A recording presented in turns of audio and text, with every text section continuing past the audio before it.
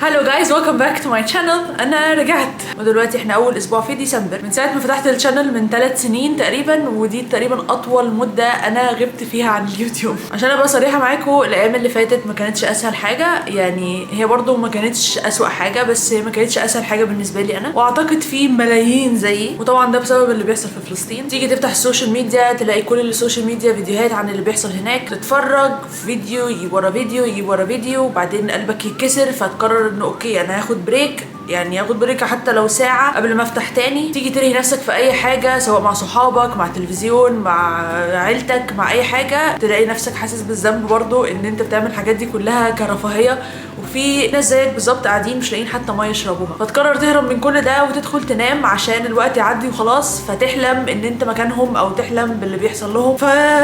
يعني انا متاكده ان في ناس كتير قوي زيي يعدي كل ده وينتهي بيك الامر ان انت تبدا اصلا تحس بالذنب ان انت عندك حياه كويسه، حتى لو هي حياه مش كويسه، فهي بالنسبه لاقل حاجه حاسس بالذنب ان انت بس على الاقل عارف تغمض عينك تنام بالليل. ابسط حقوق الانسان ان هو يغمض عينه وينام بالليل، غيرك مش قادر يعيش الحاجه دي. حاجات تانية كتير قوي وبسيطه قوي، زي ان هو يشرب ميه مثلا، او يخرج في الشارع ويرجع بيته، مفيش بيته اصلا، يعني هو يخرج الشارع مش عارف يعني. ده كله كوم، وفكره ان احنا نقدر بقى نواصل في حياتنا. انا مش هقول لكم ان الايام الفاضيه او الاوقات الفاضيه نواصل اصلا في حياتنا كناس بتشتغل او كناس منتجه في الدنيا. الموضوع بجد بقى فعلا صعب، واحنا ككونتنت كريتورز الموضوع بالنسبه لنا كمان اصعب، لان انا كمشاهد، يعني مش هقول لكم ان انا كصانعه محتوى ولا اي حاجه، انا كمشاهد لما بتفرج على حد بيعمل كونتنت، فهي بتبقى حاجه من الاثنين، يا اما تبقى حاجه ليها علاقه بالقضيه، يا اما حاجه مالهاش علاقه بالقضيه. اللي حاجه مالهاش علاقه بالقضيه بحس اللي هو مش وقته يا جماعه، انتوا بتعملوا ايه؟ سبيشالي لو حاجه اكستريم قوي، يعني انا اتفهم لو حد مثلا متعاقد على اعلان، لو حد مجبر يعمل كونتنت معين، جزء من سلسله مثلا او اي حاجه، كل ده انا متفهماه. ولكن في حاجات بتبقى اللي هو اكستريم قوي، اللي هو في عز الحاجه اللي بتحصل دي، انا بصراحه ما قدرتش استوعبها. في حاجات بتبقى عادي تمشي تعدي، وفي حاجات انا كمتفرج يعني حاجات تمشي تعدي، وفي حاجات بحس اللي هو ازاي كده ما ينفعش يا جماعه، انتوا بتعملوا ايه بجد؟ والنص التاني بيعمل محتوى عن القضيه، وده بينشق برضو الحاجتين. يا اما بحس ان الموضوع مش عارفه، يعني كونتنت اللي بيتعمل عن القضيه يا اما حد بيفهم قوي فيه وبيعلمنا بجد، يا اما كونتنت انا شخصيا ما بيعجبنيش. طبعا مش هقول اي حاجه عليه، يعني كل واحد حر يعني يحط كونتنت اللي هو عايزه، دي حاجه ما تخصنيش، بس انا كواحده بتفرج ما كنتش ببقى مبسوطه قوي لما بشوف. وده ما يمنعش ان بجد في الفتره دي ظهر كونتنت كريتورز كتير قوي الهموني انا شخصيا، وبعد ما كنت مثلا اللي هو بالنسبه لي شخص عادي، دلوقتي بقيت بتفرج عليه على طول. بجد الفتره دي غيرت حاجات كتير قوي في نظرتي لكذا حاجه في الدنيا، مش بس الكونتنت كريتورز يعني. وزي ما انتم شفتوا انا اصلا لا كنت كده ولا كنت كده، انا ما قدرتش اصلا، يعني ما عنديش الشجاعه كافيه ان انا اعمل كونتنت خالص، ولا قادره ان انا اصور محتوى جديد خالص واحطه على الشانل. مقدره جدا جدا جدا كل المسجات وكل الكومنتس اللي بتجيلي، لو انت فين وحشتينا، الحاجات دي كلها كانت كيوت قوي وكنت بقراها كلها، شكرا. بس انا بجد ما كنتش قادره ان انا اصور او اعمل محتوى خالص في الفتره دي كلها. اول ما حسيت انه خلاص اوكي لازم نعمل بالانس، لان ده في الاخر شغلي ولازم في الاخر اشتغل، وابدا اعمل فيديوهات من تاني، حتى لو كلها هتبقى فيديوهات من البيت سواء ريليتد للي بيحصل او مش ريليتد. ففي حاجات كتير انا اوريدي كنت محضراها وكنت عايزه اتكلم فيها، فقررت ان انا هرجع لما حسيت اني قادره. فانا دلوقتي خلاص قادره وبدات اعمل فيديوهات، هبدا اعمل فيديوهات تاني، بس قبل كده بجد سامحوني ان انا ما كنتش قادره خالص. طبعا ده كله كوم، والممثلين بقى والمغنيين اللي بيحتفلوا وانا برضو متفهمه برضو لو حد عنده تعاقد اوريدي ماضي على حاجه فهو لازم يلتزم بيها، بس كتامي يعني مش لازم ان احنا نحتفل ونعمل هيصه تمام. ما علينا. بصراحه اللي خلاني اقدر ان انا موف اون من الحته دي، او ان انا اقدر من تاني ابدا اعمل كونتنت وافكر في الموضوع بشكل مختلف، هو ان الواحد المفروض يعمل دوره تجاه الموضوع. انت دلوقتي بتتفرج ومتابع واديوكيتد كفايه، متعلم كفايه، انت تقدر ان انت تخدم اللي بيحصل. تقدر تخدمه ازاي؟ انا شايف ان في 4 حاجات اساسيين كل الناس بتتكلم عليهم، وانا حابه ان انا برضو اقولهم تاني. ال4 حاجات الاساسيين انا شخصيا بعملهم وحابه ان انتوا كمان تعملوهم. هي اولا ان انتوا تعملوا شير.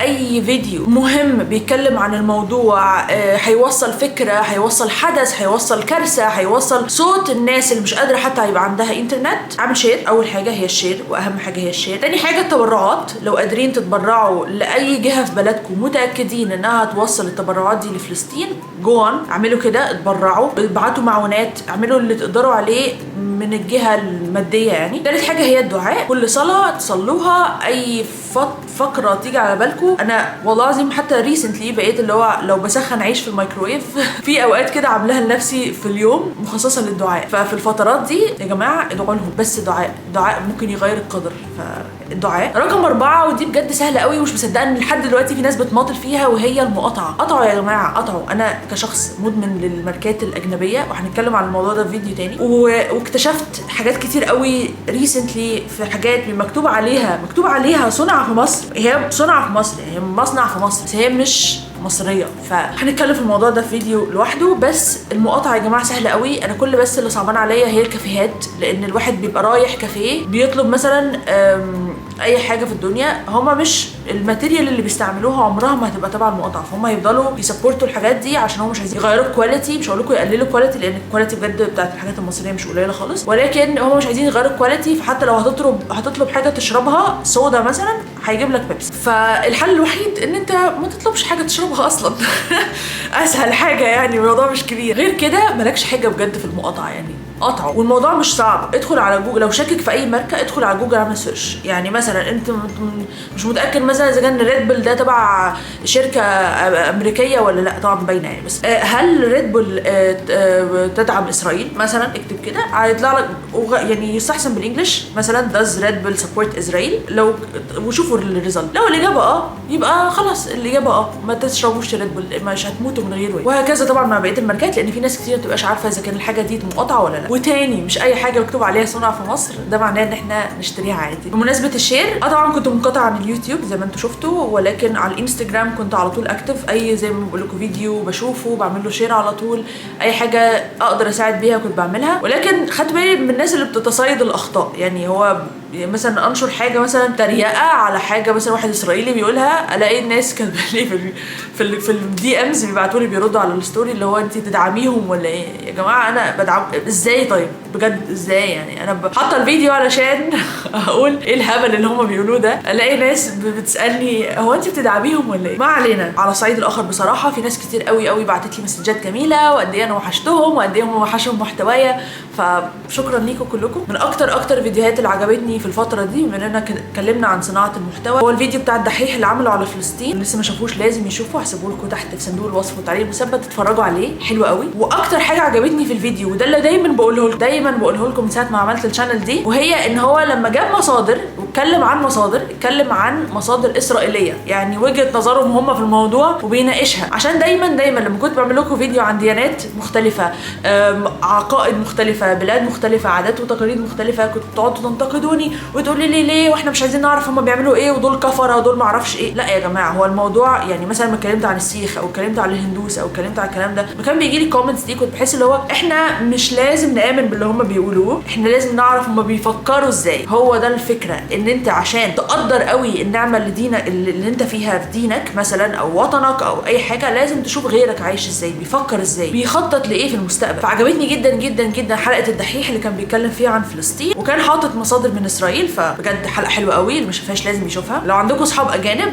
الحلقه مترجمه يقدروا يشوفوها برده بالانجلش. anyway، انا بس عامله الفيديو ده عشان اقول لكم ان انا تمام ولسه موجوده وهكمل فيديوهات ان شاء الله. وحابه كالعاده اختم الفيديو بحاجه شويه بوزيتيف، شويه ايجابيه وسط كل اللي بيحصل ده. انا عارفه انه صعب، بس يعني حابه شويه ادي شويه طاقه ايجابيه، وهي ان وسط كل اللي بيحصل ده حصل كام حاجه كده انا في رايي هي زي ما تقولوا يعني ادتنا بصيص امل، خلتنا سعداء شويه، خلتنا نبتسم ولو لثانيه واحده. وهي بالظبط 6 نقط ايجابيه انا شايفاها في حد ذاتها ايجابيه، حابه ان انا اقول لكم عليهم. اولا، كميه الناس اللي اسلمت من ساعه ما الاحداث دي ابتدت تحصل. طبعا عارفين الاحداث دي بتحصل بقى لها 75 سنه، ولكن اقصد من اول 7 اكتوبر اللي فات، من اول ما ده حصل لحد يومنا هذا، كميه الناس اللي بتكونفرت للاسلام او بتدخل الاسلام جديد، سواء هي اصلا ليها ديانه او لا، مش عاديه يا جماعه. بجد كميه الناس اللي دخلت الاسلام مش عاديه، لان اللي خلاهم يعملوا كده هو المثابره، وان قد ايه الناس دي متمسكه ببلدها وصامده. فاللي هو انتوا ازاي عندكم ايمان قوي كده؟ طب لما نشوف بقى انتوا بتؤمنوا بايه، ايه الديانه اللي انتوا بتؤمنوا بيها دي. فيبداوا يعملوا سيرش اللي هو الاسلام، يبداوا يعملوا سيرش عن الاسلام، يلاقوا القران، يبداوا يقروا القران، يقتنعوا بيه، بعد ما يقتنعوا بيه يدخلوا الاسلام. فكميه الناس اللي اسلمت من اول اكتوبر لحد النهارده غير عاديه. فدي اول بوينت انا في حد ذاتها بالنسبه لي بوزيتيف قوي. البوينت الثانيه هي اني شايفه ان بجد العالم كله واقف مع بعض. طبعا مش كله بيدعم، لكن كميه الناس اللي واقفه صف واحد وهم من بلاد مختلفه كلهم ليهم قضيه واحده وبيفكروا نفس التفكير غير عاديه. فكره ان العالم اصلا بيفكر مع بعضه دي حاجه تحفه، ومش بيفكر مع بعضه وخلاص، بيفكر مع بعضه في حاجه تخصنا احنا كعرب، ودي حاجه تقريبا كانت شبه مستحيله.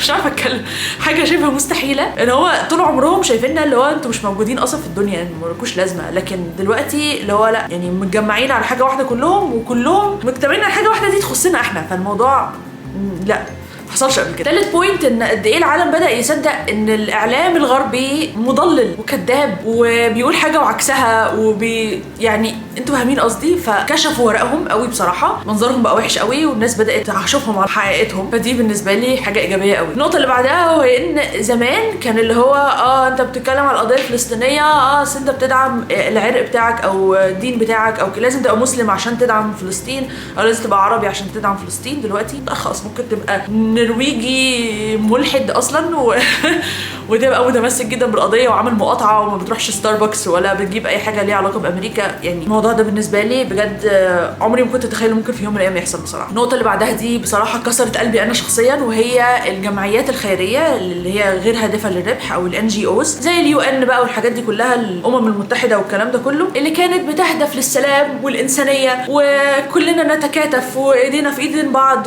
وتبرعوا ومش عارف ايه والمخيمات وكل الكلام ده. لما جم بقى ساعه الجد ما عملوش اي حاجه. فحتى دول كمان بالنسبه لي بانوا على حقيقتهم بصراحه. واخر نقطه في النقط الايجابيه، ودي بالنسبه لي كانت يعني غسلتني كده من جوه، وهي ان الناس الاسرائيليين بقوا ضد اسرائيل. في ناس كتير من اسرائيل بقت ضد اسرائيل. الموضوع ده بحد ذاته اللي هو تمام يا جماعه، تمام حلو قوي. ناس من جوه اسرائيل مشيوا او ستيل جوه اسرائيل وضد اللي بيحصل، وناس عايشه اصلا بره وضد اللي بيحصل. فهم بداوا يعادوا نفسهم اصلا، بداوا يشوفوا بيراجعوا انه طبعا في نسبه كبيره قوي لا، بس اقصد ان بدا يبقى في ناس اللي هو ايه يا جماعه الهبل اللي بيحصل، احنا فعلا واخدين بلدهم يعني فاهمين. فدي بالنسبه لي كانت اخر نقطه ايجابيه. لو عندكم نقط ايجابيه تانية شفتوها بتحصل في الموضوع بليز اكتبوا في الكومنتس، خلونا نشم نفسنا ولو لثانيه. اسفه جدا على الاطاله في الغيبه، انا دايما معاكم على الانستجرام نفس اسم القناه نونزواي، ابعتوا لي هناك هتشوفوا الحاجات اللي بعملها شير على طول، نتكلم مع بعض ونتناقش، تبعتوا لي افكار. ومن هنا ورايح ان شاء الله هبدا انزل فيديوهات تاني زي الاول، جايز ما بقاش منتظمه قوي عشان ما بقاش وعدت وخلاص، ولكن ان شاء الله مش هقطع القطعه الكبيره قوي دي. انا قعدت شهرين ما بنزلش اي حاجه. شكرا لكل الناس اللي سالوا عني، وشكرا لكل الناس اللي لسه متابعيني، ومن كل قلبي من كل قلبي اتمنى